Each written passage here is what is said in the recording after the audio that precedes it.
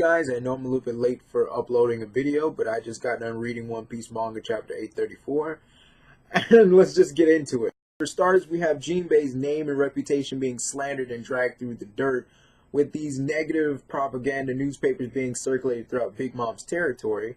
And let's just be honest, we both know that Jinbei is not the type to go back on his word. He's not the type to go back on his actions or against his bonds with his friends and with his allies. For example, in Marineford, when he completely went against the admirals and the Marines, he knew how it would affect his Shichibukai status. He knew the consequences of what would happen. Yet he stood by his decision to help Luffy and to protect Luffy. And that's respectable.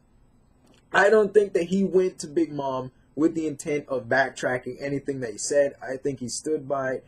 And I'll go even further. I don't think he was even punished. Now, a couple of videos ago, I kind of thought that when Luffy and his crew saw someone on the shore of Big Mom's island, that it was Jinbei put on display so a lot of people could see that this is what happens when people leave Big Mom's crew. But now, seeing this chapter and seeing the negative propaganda newspapers, I think otherwise.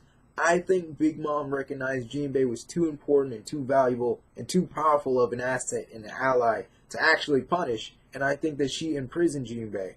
And that this is just simply a huge negative PR cleanup by Big Mom's crew to pretty much tarnish Jinbei's reputation and name to make him seem like less powerful of a fighter and an ally. So, public opinion turns against Jinbei. That's just my opinion. The big shock of this chapter is the fact that Capone has a wife and that he even has a son. And let's just be honest, even though we're not supposed to talk bad about babies and children, his son is looking kind of ugly and his wife is definitely ugly, and Capone definitely isn't that attractive in my opinion.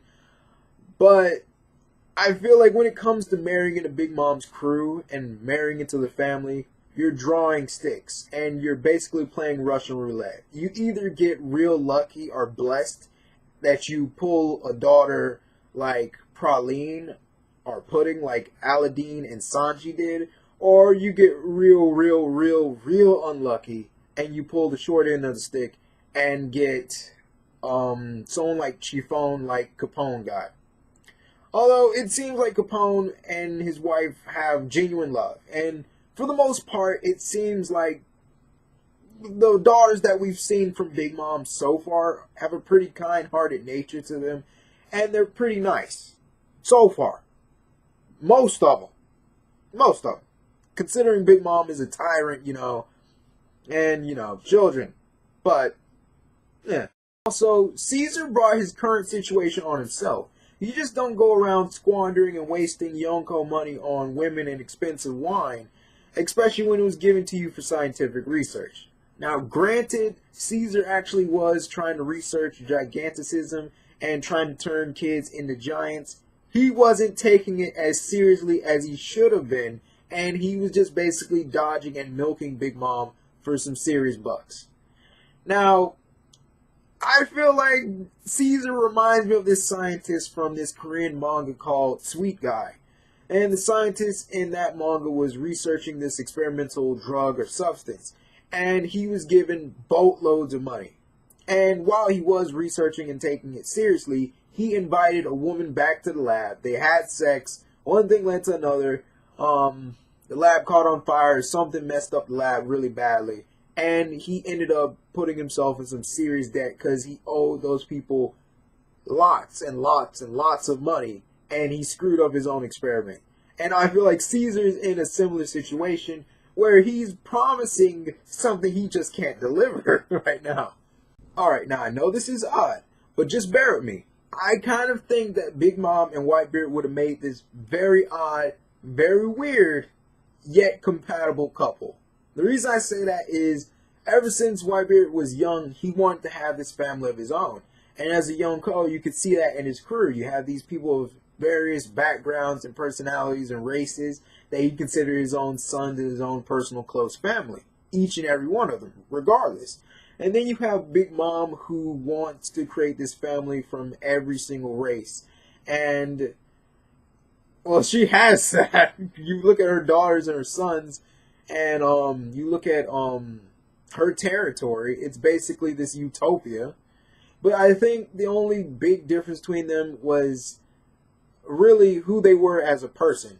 Whitebeard, he genuinely wanted a family from the bottom of his heart, and he had the genuine compassion and kindness to actually match that.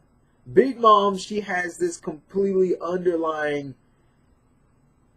malevolence to her that's just straight up evil.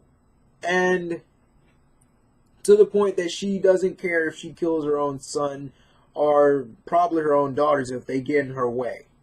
And with that, I could definitely not see them working out in that part, but I definitely feel like they both got the family thing down. Two, Big Mom wants a family of giants.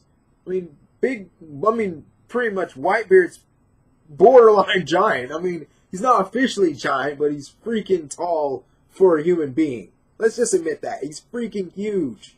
Although Big Mom is evil, psychotic, crazy, cruel, and bipolar and violent, I can't help but think that she truly didn't start out that way. I think that sometime before her life of piracy or in the early career of piracy that she had this truly, genuinely pure vision or goal of a family like Whitebeard did when he was younger.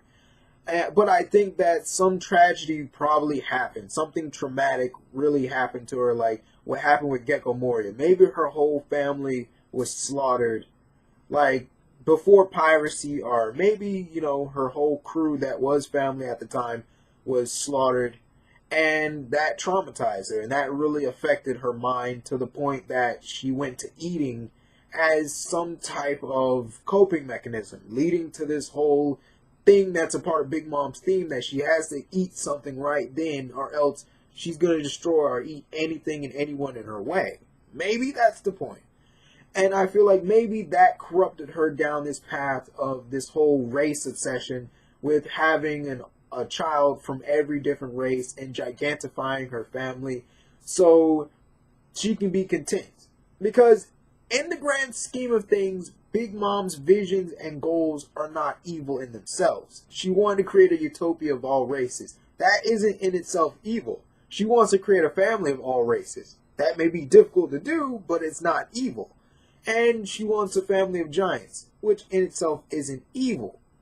And even as she said herself in this chapter, they would have had tea parties and dinners and all this other stuff without a care in the world. So once she got the family she would have wanted, she couldn't care about anything. She wouldn't care about anything else that was going on.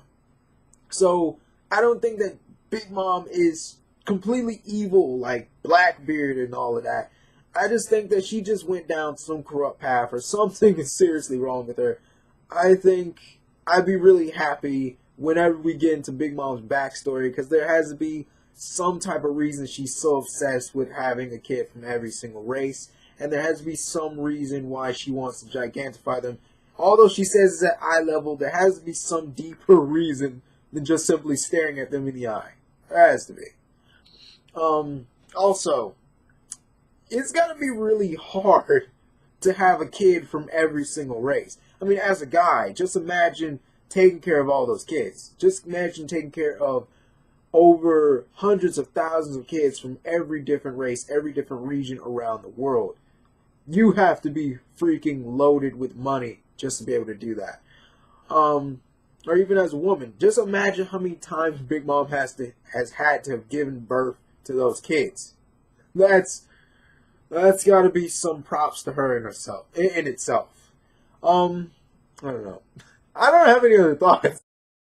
One more thing I wanted to add before the end of this video is that Big Mom and her children have definitely thrown me through a loop this chapter, especially in the case of Capone's wife, Chiffon, and Big Mom's son, Sparrow. For me, I thought that Chiffon was visually identical to Lola. To me. And although that's dispelled, I'm not ruling out the fact that Chiffon and Lola could possibly be identical twins. Because, at this case, Big Mom's cranking out more daughters and sons than any smile factory that Doflamingo could have ever hoped for. At this point. And even onto the case of Caesar, Sparrow and Caesar Clown look awfully identical. Awfully identical. Another thing I want to actually see is Perosphero's Devil Fruit ability, Lick Lick no Mi. I want to see what that actually can do, because he was talking about turning him into a candy person, which would definitely explain some of the things and some of the sentient beings in Big Mom's territory. This is Vero. If you want to show some support for the channel, like, comment, share, subscribe. Bye.